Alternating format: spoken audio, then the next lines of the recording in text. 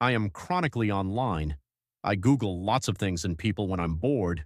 I've Googled my own name before, along with friends, acquaintances, conspiracy theories, and random internet sundries. But last night was the first time I'd Googled my wife's name, and I found something I'd never forget. The first hit was an obituary. Of course, I assumed it was someone with the same name as her. Her first name is Emily, and her last name is pretty common. Not going to share it here because I don't want to be doxxed. But I clicked it anyway, just out of curiosity.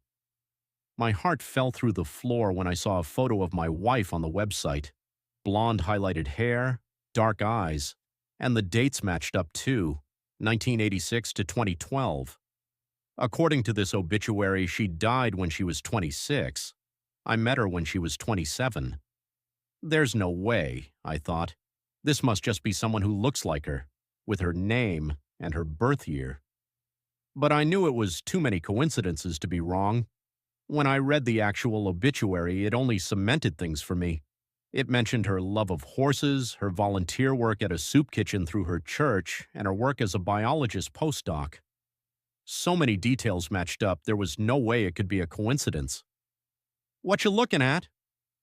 I jumped as my wife came in from the kitchen and sat down next to me. On instinct, I slammed the laptop shut. "Nothing," I said. Then, realizing how suspicious I looked, I added, "I was looking at birthday gifts for you." For a second, her face froze and I was worried she wouldn't buy my lie. But then she smiled. That warm smile I loved, crinkling her eyes at the corners. "That's so sweet," she said, coming to sit next to me. I swallowed. "Yeah." She cuddled up next to me, but I felt completely on edge. The warmth of her skin no longer felt warm and inviting. In fact, a chill ran down my spine. After a few minutes, I extricated myself from her embrace. "I don't feel good," I lied. "I'm going to lie down." "Aw, okay," she said, pouting. Before she could say anything more, I ran upstairs. As soon as I got on the bed, I brought up the obituary again. I stared at the grainy image of her face.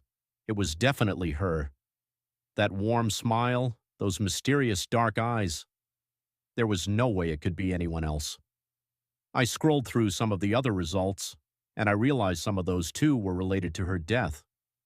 There was a Facebook memorial page, friends posting on it, names I didn't recognize, mourning her loss more than 10 years ago. The university she worked at had put out a statement with their condolences as well, but then I found something that made my heart stop. A news article nestled at the bottom of